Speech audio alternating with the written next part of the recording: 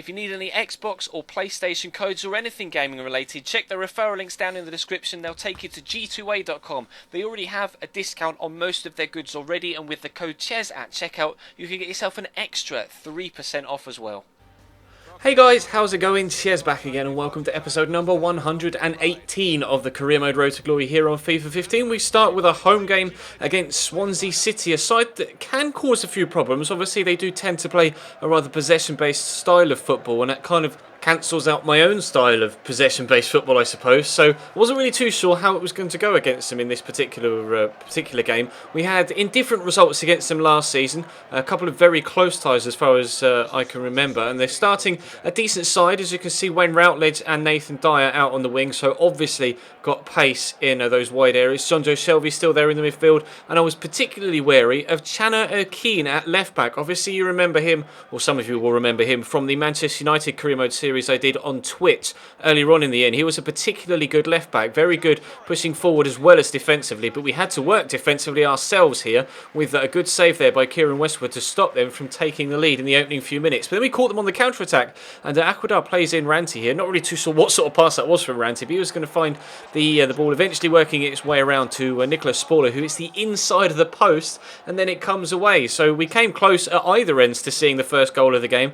Neither side able to actually take the lead though, but Gruezo plays a lovely ball through here to Aquadar, gets Channa Keane one-on-one, gets around the outside of him, gets a good shot in, well saved by the keeper, but it drops only as far as very much in form to Kalo Ranty. Our new South African striker this season has been smashing the goals in, scoring almost every single week, and we would not be where we are in the table if it weren't for him and his goals this season.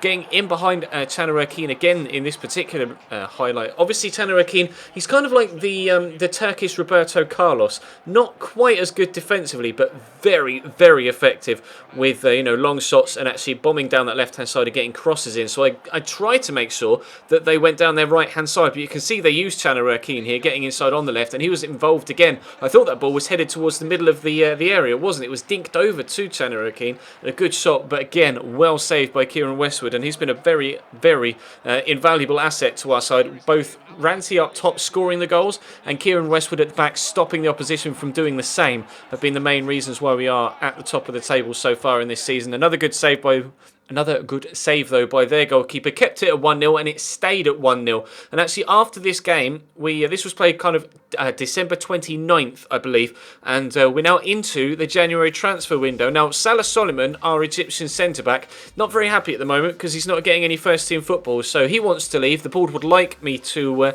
help him get off the books if possible, so I am going to try and sell him. He's now on the transfer list, but obviously the form of Ranty has really put him in the shop window for other teams to come and have a look at him. We only paid just over 2 million for him. In fact, it may even have been less than that. It might have been 1.8 million plus a winger, I think, that we sent there as make weight as well. I can't quite remember because we made so many deals in the summer transfer window, but as you can see, offers of upwards of £3.5 million coming in for him so far. We paid £2 million for Kieran Westwood, and he's actually gone up one rating from 74 to 75, and is now, obviously, considering he's been very good for us so far this season, a big target for other sides. Still getting offers in for Takalo Ranty though.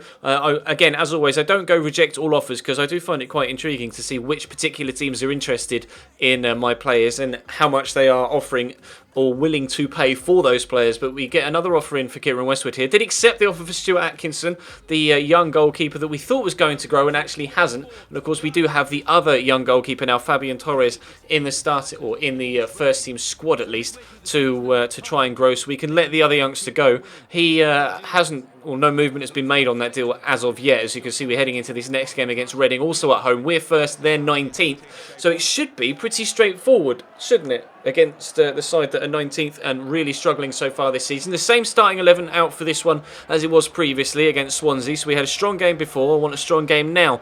The fixture list in January is actually ridiculous. We have this game on a Sunday, then we've got West Brom midweek on the Wednesday, then a cup game at the weekend, then we've got 2 midweek games coming up after that both in the Cup, in the Capital One Cup against Arsenal. In between those two weekday games, there's a weekend game in the BPL. Then there's another weekend game in the BPL after the second leg of the Capital One Cup. And then there's another midweek game before the end of January as well. We've got about 8 games, I think, in this month. I'll show you the fixture list in tomorrow's episode. I forgot, I think, to include it at the end of today's. So I'll try my best to remember to do that when I record tomorrow's episode. But as you can see, we took a 1-0 lead pretty much immediately from kickoff. They hit the bar then 10 minutes in and actually equalised immediately as well. So decent start to this one. Very entertaining opening few minutes. We stole the ball off and they kicked off and passed it back to their centre-back. I was just able to steal it off him with Georgiev as he's involved again here. As you can see, lays it off to Ranty. First time hit. World-class finish from our South African. Highly sought after in the transfer window, as you've seen.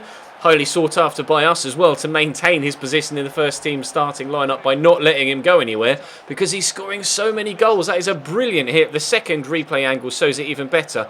He just completely smashes his foot through it and the pinpoint accuracy to get it right into that corner is absolutely superb. So that's 2-1 up inside 12 or 13 minutes.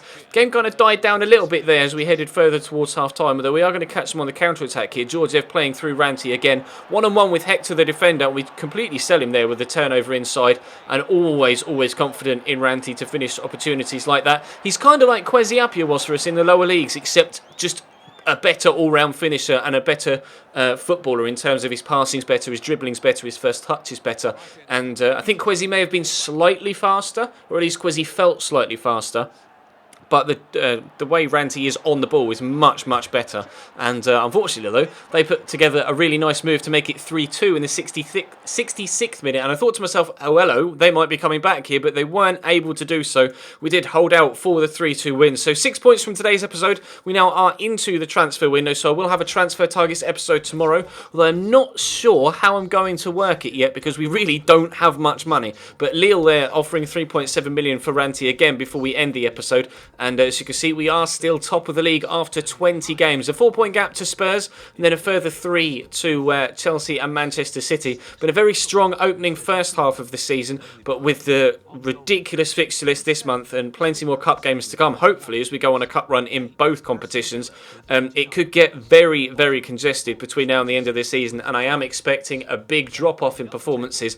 We'll just have to wait and see if that actually happens. It did happen last year. We were around the European spots this time in the first season in the BPL in season 4, and unfortunately we ended up finishing 10th. But if we drop about the 5 places that we did last year in this particular season, in season 5, we will still finish around about the Europa League spots. So hoping for that as a minimum, and then we'll take on whatever else happens to come our way between now and the end of the season. But of course, the priority in this sort of RTG career mode series is to make progress each and every season. It's not so much about realism, it's more about just consistently improving the squad and improving overall performances. And we've done that season on season so far, so I'm extremely pleased with the way this series is going right now. Hopefully you guys are too, and if you enjoyed, then drop the video a like, and if you haven't subscribed already, then do so, and check all the links in the description to my Twitch, to my Twitter, to my new second channel. The kind of announcement video went up about that yesterday, and of course as well to any of the other places in the description social media wise. But for now, thank you very much for watching, guys, and I'll see you next time.